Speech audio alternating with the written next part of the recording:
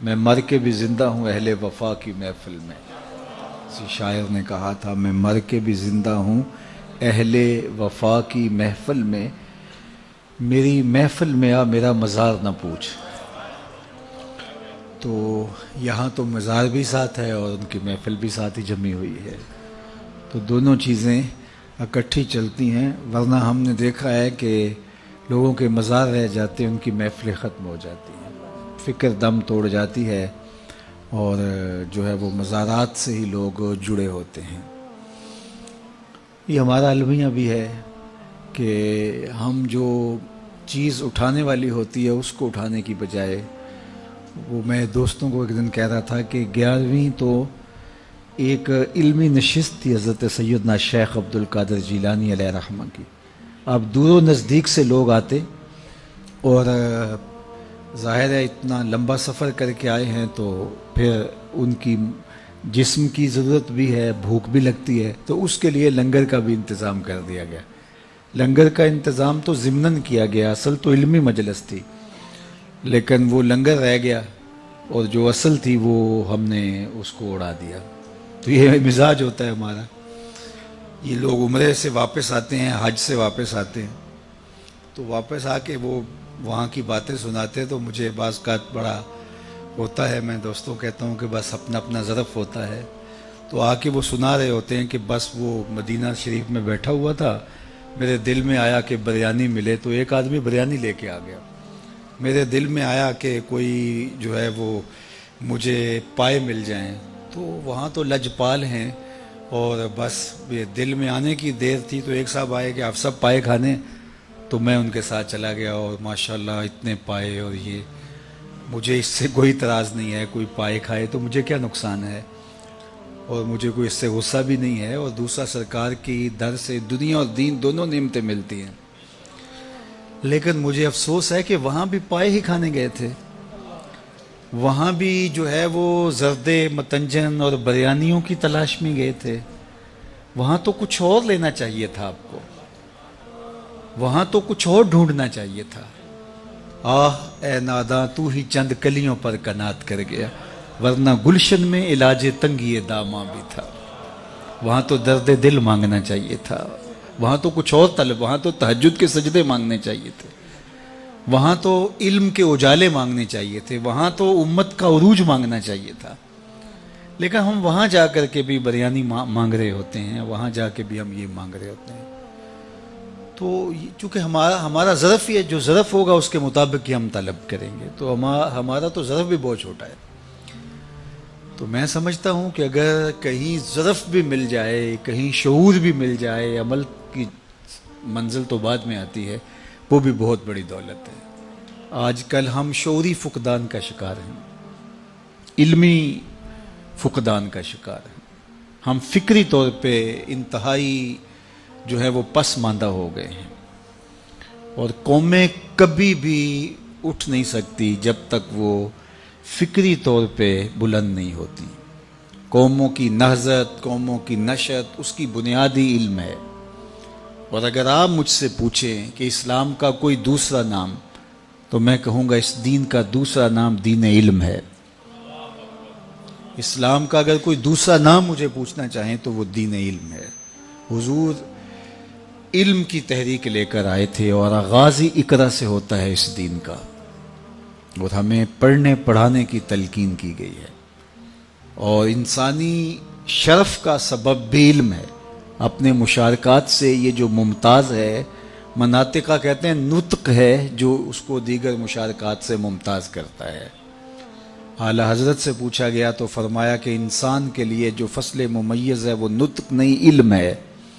علم نے اس کو دیگر مشارکات سے ممتاز کیا، حتیٰ کہ فرشتوں سے بھی ممتاز کر دیا.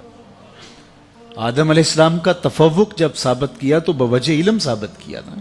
جب فرشتوں نے کہا نحنو نسبح بحمدک ونقدس لک، ہم تیری تسبیح کے ترانے پڑھتے ہیں، تیری تقدیس کے گیت گاتے ہیں، اپنی وفاداری بیان کی، اللہ کی عبادت کا جو ان کا ذوق تھا اس کو بیان کیا. لیکن اللہ نے کیا کہا؟ جو میں جانتا ہوں وہ تم نہیں جانتے. اور پھر کیا ہوا؟ وَعَلَّمَ آدَمَ الْأَسْمَاءَ كُلَّهَا، آدم علیہ السلام کو مختلف اشیاء کے نام سکھائے. اور پھر وہ چیزیں پیش کی فرشتوں کے سامنے کہ ان چیزوں کے نام بتاؤ. وہ نہیں جانتے تھے تو کہا کہ اے آدم تم ان چیزوں کے نام بتاؤ. تو جب انہوں نے بتائے تو کہا میں نے کہا تھا میں زمین و آسمان کی پوشیدہ چیزوں کو جانتا ہوں. اور پھر ان کے لیے سجدے کا حکم ہوا کہ اب تعظیماً ان کے آگے اپنا سر جھکاؤ, اپنی جبین نیاز کو ان کے سامنے جھکاؤ, یا انہنا جو بھی علماء نے لکھا. تو ان کے لیے جو ہے وہ تم اپنے آپ کو جو ہے وہ عجز کے طور پہ پیش کرو, اور ان کا تفوق جو ہے تمہارے اوپر ثابت ہو گیا. کس وجہ سے؟ بوجہ علم. جن چیزوں کے نام فرشتے نہیں جانتے تھے ان چیزوں کے نام جناب آدم علیہ السلام جانتے تھے. تو آدم کا تفوق فرشتوں سے جو ہوا وہ بوجہ علم ہوا. تو پھر علم ممتاز کرتا ہے. وہ کتا جو سیکھ جائے اور کتا جو نہیں سیکھا ہوا, دونوں کے شکار میں فرق ہے. ایک کا لایا ہوا مردار ہے اور دوسرے کا لایا ہوا جو ہے وہ طیب ہے. کتا سیکھ جائے تو ممتاز ہو جاتا ہے, تو انسان کتنا ممتاز ہوگا وہ سیکھ جائے تو یہ سیکھنا ہی ہمارے لیے عزت کا سبب ہے, ہمارے لیے یہی وقار کی علامت ہے.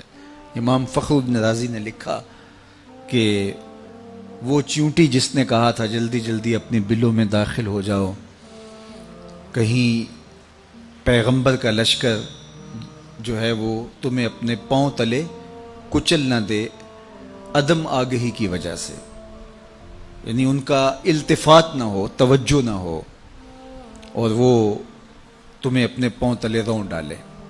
یہ چیونٹی نے کہا.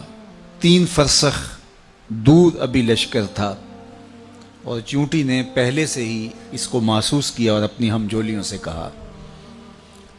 اللہ اکبر. حضرت سلیمان علیہ السلام نے اس بات کو سنا. فتبسم ضاحکا من قولها, اور اس کو سن کے مسکرا بھی پڑے. پیغمبر کے حواس کو اپنے حواس پہ قیاس کرنے کی کبھی بھی بدکاری نہیں کرنی چاہیے. اللہ نے جو پیغمبروں کو شان دی ہے وہ الگ ہے. ہمارے کان کے پردے پہ بھی چیونٹی رکھ دی جائے تو ہم نہ سمجھ پائیں کہ وہ کیا بول رہی ہے. 3 فرسخ دور 9 میل بنتا ہے, 14-15 کلومیٹر بنتا ہے. اتنی دور سے چیونٹی نے کہا کہ جلدی جلدی اپنی بلوں میں داخل ہو جاؤ, اللہ کے نبی کا لشکر بے خبری میں کہیں تمہیں کچل نہ ڈالے. تو اس بات کو حضرت سلیمان نے اتنے فاصلے سے سن لیا. اور ماہرین سے پوچھیں کہ چیونٹی کے منہ میں زبان نہیں ہوتی تو پھر وہ بات کیسے کرتی ہے؟ یا تو یہ کہ وہ منہ سے منہ لگا کے اپنے لعاب کو جوڑتی ہے تو اس سے ڈیٹا ٹرانسفر ہوتا ہے, یا پھر جو ہے وہ اپنے سامنے والی 2 ٹانگوں کو جو مہین سے بال ہوتے ہیں ان کو رگڑتی آپس میں, اور اس سے جو آواز پیدا ہوتی ہے اس سے اپنی ہم جولی کو کوئی میسج دے رہی ہوتی ہے. پیغمبر کی شان یہ ہے کہ 3 فرسخ دور سے چیونٹی کے مہین سے باریک سے 2 بالوں کے رگڑنے سے جو آواز پیدا ہو اس کو اتنی مسافت سے سن بھی لیتا ہے, اس سے جو مفہوم نکلتا ہے اس کو سمجھ بھی لیتا ہے. اور یہ اس نبی کی شان ہے جو مسجد اقصی میں مقتدی بن کے تیرے نبی کے پیچھے کھڑا تھا. جب مقتدی کی یہ شان ہے تو مقتدا کی شان کا عالم کیا ہوگا, ان کی عظمتوں کا عالم کیا ہوگا. تو کبھی بھی یہ بدکاری نہیں کرنی چاہیے کہ پیغمبر کے حواس کو اپنے حواس پہ قیاس کر لیا جائے. اللہ نے ان کو جو شانیں دی ہیں وہ وراء الورا ہیں. انی ارا ما لا ترون و اسمع ما لا تسمعون. میرے اور آپ کے آقا و مولا نے ارشاد فرمایا جو میں سنتا ہوں وہ تم نہیں سنتے, اور جو میں دیکھتا ہوں وہ تم نہیں دیکھتے. میرے والد گرامی فرمایا کرتے تھے نبی کی تو شان ہی نرالی ہے. صحیح ترمذی میں روایت ہے, اور امام ترمذی کا چونکہ طریق ہے وہ اس کا درجہ بھی بیان کرتے ہیں, اور کہا ھذا حدیث حسن صحیح. یہ حدیث حسن بھی ہے صحیح بھی ہے. اور وہ حدیث کیا ہے کہ جب میاں بیوی گھر میں الجھ پڑتے ہیں اور بیوی کہتی ہے جب سے تیرے گھر میں آئی ہوں میں نے تو سکھ دیکھا ہی نہیں, تو اس لڑائی کو جنت سے جو ہے وہ حور جو اس مرد صالح مومن کی بننے والی بیوی ہے دیکھ رہی ہوتی ہے اور اس لڑائی کو سن رہی ہوتی ہے, اور کیا کہتی ہے قاتلک اللہ, تیری خرابی ہو, یہ تو چند دن تیرے پاس ہے, یہ تو میرا شوہر ہے. تو میرے بزرگ فرمایا کرتے تھے حور کہاں سے دیکھتی ہے؟ جنت سے. اور جنت کہاں ہے؟ سدرۃ المنتہا کے پاس. सिदरतुल मुंतहा के पास से जन्नत से हूर देखती भी है, सुनती भी है, जवाब भी देती है। और हूर कौन है? मेरे नबी के गुलाम की बनने वाली बीवी है, मंगेतर है अभी। ये उसकी समाअतों का आलम है यारो, मदीना तो दूर ही नहीं है। इन पाते और जो मैं सुनता हूँ वो तुम नहीं सुन पाते। अल्लाह अकबर। हुजूर सलातुल इस्तिस्का पढ़ाने लगे ना, तो हाथ हुजूर ने आगे बढ़ा लिया, फिर पीछे खींच लिया, सलाम फिरा तो पूछा गया, हुजूर आपने हाथ आगे बढ़ाया था, फिर खींच लिया, कहा जन्नत में खजूरों सही। और हाथ कहाँ पहुंचा? जन्नत में। और जन्नत कहाँ है? सिदरतुल मुंतहा। हाँ, नज़र पहले आसमान के, दूसरे आसमान के सितारे भी देख लेती है। मेरा हाथ 3 फुट तक पहुंचता है, नज़र तीसरे आसमान तक पहुंचती है। और जिसका हाथ जन्नत तक पहुंचता है उसकी निगाह कहाँ तक पहुंचती है? उसकी निगाहों का आलम क्या हो? तो कहा जल्दी जल्दी अपनी बिलों में दाखिल हो जाओ, अल्लाह के पैगंबर का लश्कर तुम्हें कहीं बेखबरी में कुचल न दे। तो इस पर हज़रत सुलेमान मुस्कराए। अल्लाह अकबर।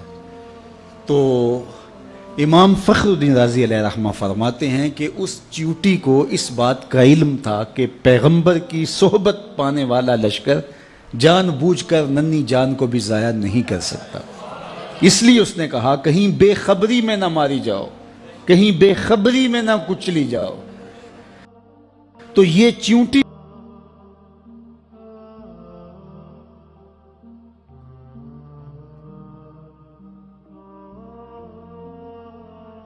को भी इल्म था, इस इल्म की वजह से कयामत तक आने वाली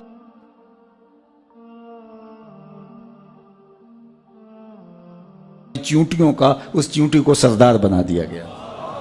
ये शऊर रखने की वजह से कि पैगंबर की सोहबत में बैठने वाला लश्कर जानबूझ के नन्ही जान को भी ज़ाया नहीं कर सकता। अल्लाह अकबर। ये इदराक, ये शऊर एक च्यूंटी भी रख सकती है, लेकिन एक तंजीम के कायद को क्यों नहीं पता? ये तो एक च्यूंटी को भी इल्म है। इंसानी वजूद के साथ बम बांध करके इंसानों के अंबों में घुस जाया जाता है और फिर वो बम फटता है और छोटे छोटे बच्चों की बदन की बोटियां दीवारों से चिपक जाती हैं। और तंजीम का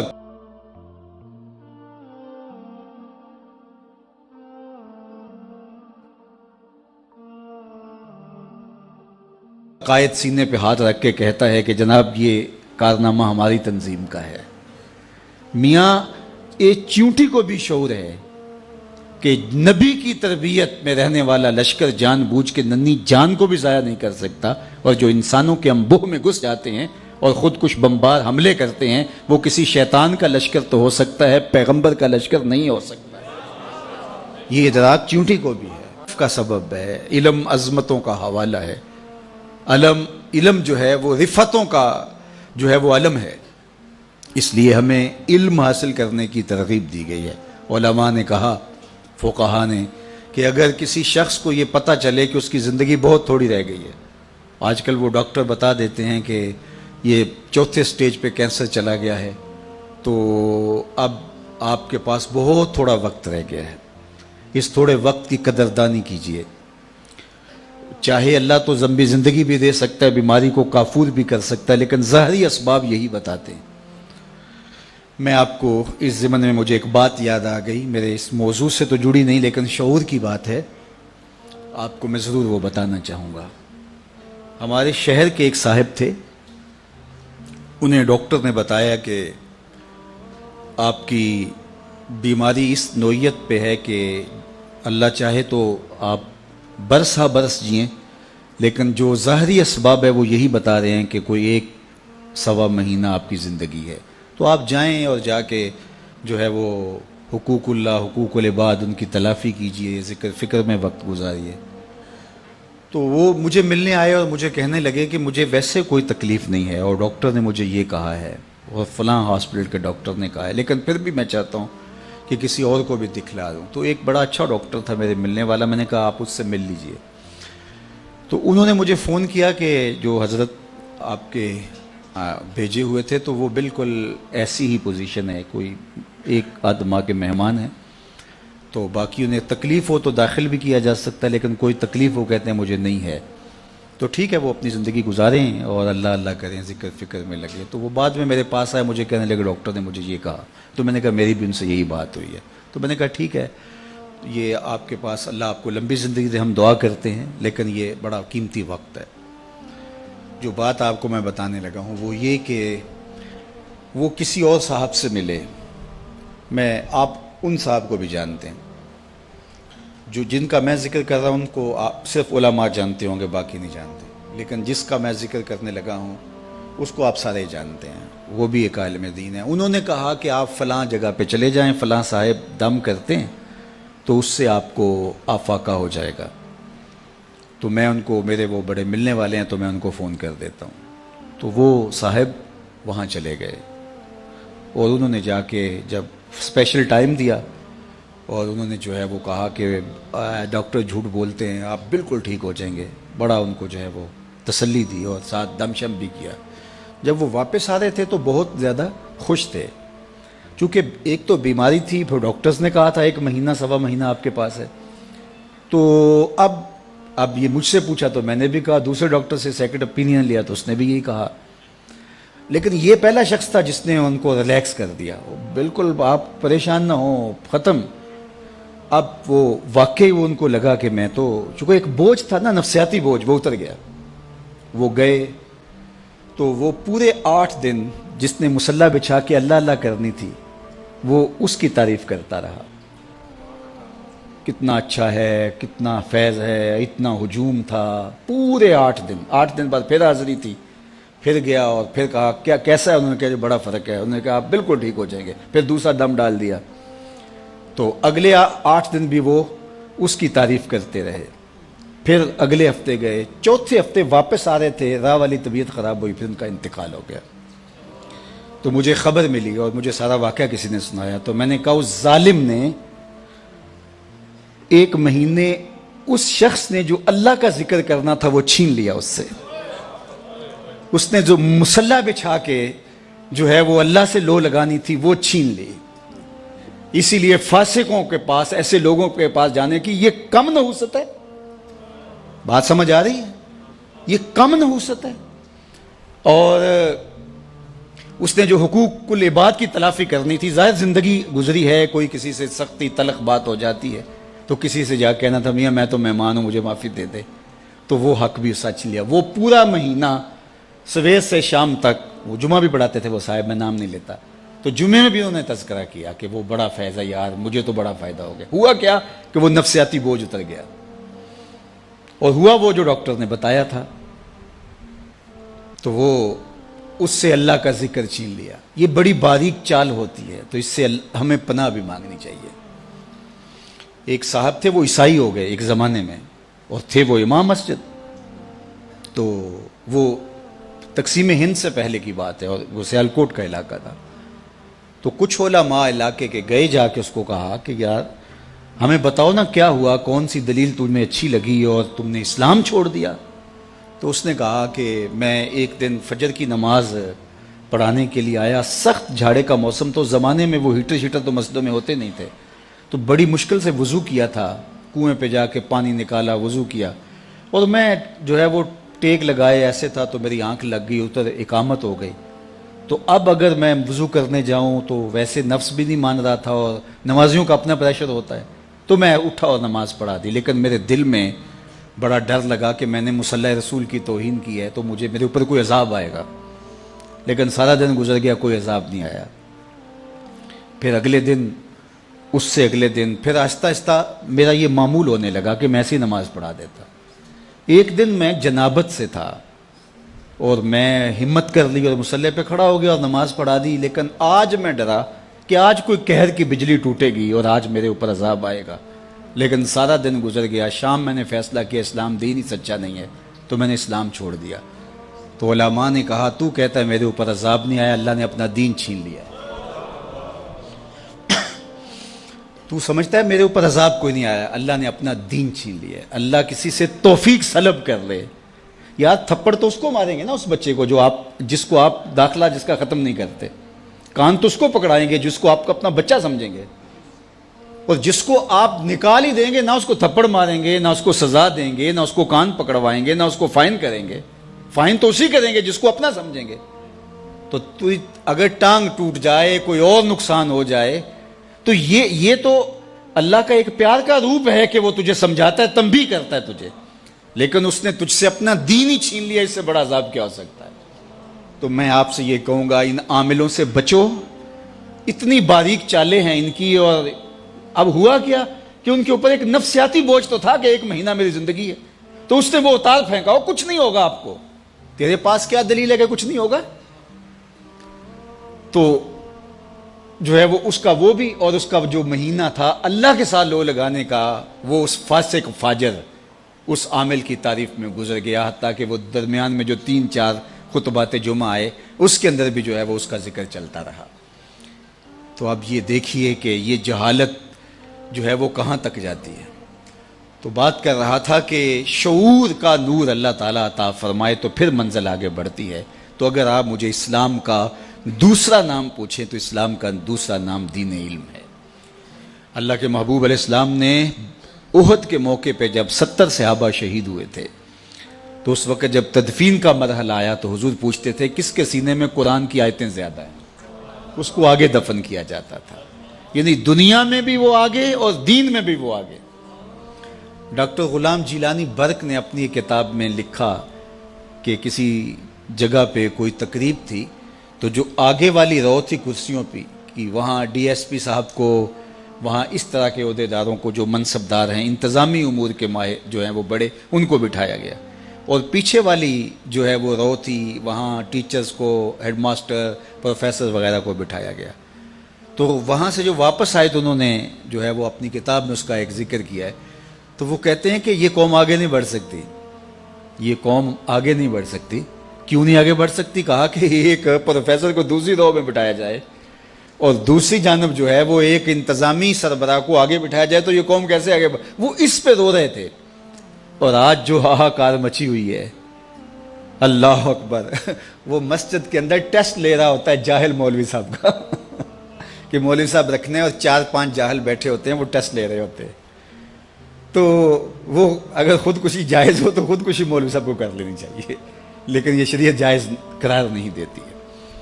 تو اب یہ جہالت ہو گئی ہے. بے وقوفاں دے نوکر ویکھے دانش مند سیانے، میاں صاحب نے کہا تھا بے وقوفاں دے نوکر ویکھے دانش مند سیانے. آج یہ تو پھر یہ قوم آگے کبھی نہیں بڑھ سکتی. 2 کو 2 سے ضرب دے تو حاصل ضرب 4 آتا ہے. یہ اللہ کا ضابطہ ہے، کبھی ہو ہی نہیں سکتا. یہ ٹکرے مارنے والی بات ہے. کبھی ہم اس سے امید لگا کے بیٹھتے ہیں، کبھی اس سے امید لگا کے بیٹھتے ہیں. کچھ بھی نہیں ہونے والا. تعمیر ہو جس سے آدم کی، یہ وہ گل ہی نہیں، اس مٹی سے کچھ نہیں نکلنے والا. جب تک ہم علم کی طرف نہیں آئیں گے، علم کی تکریم نہیں ہوگی، علم کی عزت نہیں ہوگی، علماء تیار نہیں ہوں گے، اور عصری دینی تکوینی ہر طرح کے فنی علوم، سب طرح کے علوم جب تک نہیں سیکھیں گے، کبھی بھی ہماری تقدیر نہیں بدل سکتی. یہ بات طے شدہ ہے. 2 ضرب 2 کے حاصل ضرب کی طرح ہے، اس میں کوئی دوسری رائے نہیں ہے. ہم احمقوں کی جنت میں رہتے ہیں کہ ہم سمجھتے ہیں کہ شاید ہم ایسے ہو جائیں، ایسے ہو جائیں. شارٹ کٹ سے کچھ نہیں ہوتا. جن قوموں نے آج عروج پایا ہے ان کی تاریخ پڑھ لیں، ایسا ہی ہوا ہے. تنے بردہ سے بیزار ہے حق، خدائے زندہ زندوں کا خدا ہے. ایسا کبھی نہیں ہوگا کہ ہم ہاتھ پہ ہاتھ دھر کے بیٹھے اور علم کی آماج گاہیں اجڑ جائیں اور جاہلوں کو ہم جو ہیں وہ مناصب کے اوپر بٹھا دیں تو ہم سمجھیں کہ ہم جو ہے وہ ترقی پا جائیں. کبھی بھی نہیں ہو سکتا. اس لیے ہمیں علم کی آماج گاہوں کو آباد کرنا ہوگا. اب جو معاشرے میں پھیلا ہوا ہے، ہم اگر اس کو دیکھیں تو ہم تو مایوس ہو جاتے ہیں کہ ہم کیا کر سکتے ہیں. جب اتنا کچھ پھیلا ہوا ہے تو صرف ہمیں ہمارے حصے کا کام کرنے کا کہا گیا ہے. ہمارے ہاں ذمہ داری بھی وہی ہے اور ہمارا رب ہم سے پوچھے گا بھی اتنا ہی.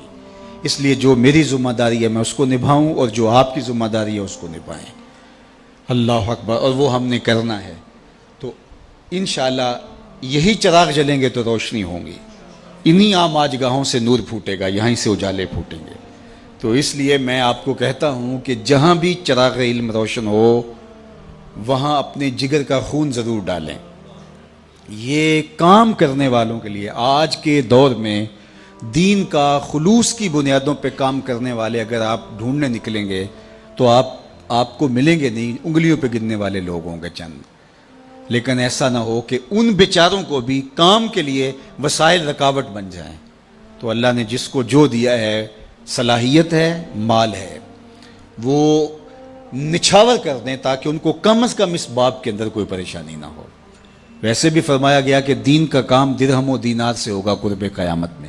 اس کا ایک معنی تو یہ ہے کہ لوگ دین کو درہم و دینار کے بدلے میں بیچیں گے، اور دوسرا یہ ہے کہ اگر کوئی کام کرنا بھی چاہے گا تو اس کو وسائل کی بہرحال ضرورت ہوگی۔ وہ زمانہ تھا کہ علماء برگد کے درخت کے نیچے بیٹھ جاتے تو لوگ ان کے پاس آ کے پڑھ کے وہیں سے چلے جاتے۔ مجھے اچھی طرح یاد ہے، میں بالکل بچہ تھا، والد گرامی کے پاس جو لڑکے پڑھتے تھے وہ ہماری بھینسوں کو چارہ ڈال رہے ہوتے اور جو ہے وہ بہت خدمت کرتے ہوتے، لیکن آج جو ہے وہ میں تو اپنے طلباء سے کوئی خدمت نہیں لے سکتا۔ اس وقت وہ مسجد میں جا کے سو رہتے اور بیٹھک میں آ کے جو ہے وہ دن کو سبق پڑھ لیتے۔ تو آج کیا ایسا ہو سکتا ہے؟ آج اچھی عمارتیں بنانی پڑیں گی، اچھا ماحول دینا پڑے گا، ایک چھت تلے سب کچھ فراہم کرنا پڑے گا۔ تو پھر تقاضے بدل گئے ہیں، جب تقاضے بدل گئے ہیں تو ہمیں بھی جو ہے وہ تھوڑا سا اس میں کام دینا ہوگا، اور اس راستے کے اندر خرچ کیا گیا مال۔ حضرت شیخ احمد مجدد الفسانی علیہ رحمہ فرماتے ہیں دیگر مدات میں خلوص کے ساتھ لاکھوں روپے خرچ کرنے سے اعانت دین میں ایک دانگ یعنی ایک ٹگا خرچ کرنا زیادہ افضل ہے، کیونکہ اس سے اعانت دین ہوگی، دین کو تقویت ملے گی۔ تو اس لیے میں آپ سے کہوں گا ہمیں بہت بڑے سرمایہ داروں کی ضرورت نہیں، یہ جتنے لوگ یہاں آپ بیٹھے ہوئے ہیں، آپ کو لاکھوں نہیں ہیں، ہزاروں نہیں ہیں، چند سو لوگ ہیں۔ اگر آپ چند سو لوگ یہ سمجھ لیں کہ اللہ نے ہمیں بیٹے دیے، ہمارا ایک بیٹا دارالعلوم میں پڑھ رہا ہے، اگر پڑھ رہا ہے تب بھی اگر نہیں پڑھ رہا تو سمجھیں کہ ایک بیٹا ہمارا اولاد سے، ایک ہمارا بھائی، ایک ہمارا دوست دارالعلوم میں پڑھ رہا ہے اور اس کا خرچہ میرے ذمہ ہے۔ صرف اتنے لوگ جڑ جائیں اور کہیں کہ ہم نے کرنا ہے تو کبھی بھی جو ہے وہ ان کو وسائل کے لیے کچھ نہ کہنا پڑے، اور یہ ہونا چاہیے، اور اس کے لیے اس کے بغیر چارہ کار نہیں ہے۔ باقی ماشاءاللہ انہوں نے کر دکھایا۔ میں تو جاتا ہوں تو بڑے بڑے مزار دیکھ کر کے بعض کا طبیعت ہوتی ہے کہ جو ہے وہ اتنے مزار بنانے کی کیا ضرورت تھی، جامعہ بنایا جاتا، لیکن یہاں مزار دیکھ کے مجھے دکھ اس لیے نہیں ہوا کہ جامعہ اس سے پہلے بن چکا تھا، تو لہٰذا ان لوگوں کا حق ہے کہ جو ہے وہ ان کو اعزاز و تکریم دی جائے اور ان کی عزت افزائی کی جائے۔ تو اللہ اس مسجد کو، اس دارالعلوم کو آباد رکھے، اور خالد مرحوم رحمۃ اللہ تعالیٰ علیہ کی قبر کو بقعہ نور بنائے۔ ان کے جو رفقائے کار ہیں، محترم حیدری صاحب ہیں اور دیگر، اللہ تعالیٰ ان کو ان کے مشن پر گامزن رکھے، اور یہ جو سلسلہ نور شروع کیا ہے اللہ تعالیٰ اس کے لیے خزانہ غیب سے وسائل بھی دے، اور اللہ تعالیٰ جل شانہ یہاں خوبصورت تعلیمی نظم کی صورت عملی طور پہ ہمیں نظر بھی آئے۔ اللہ اپنی خاص پناہ امان اور حفاظتوں کا حصار دے۔ وآخر دعوانا ان الحمدللہ۔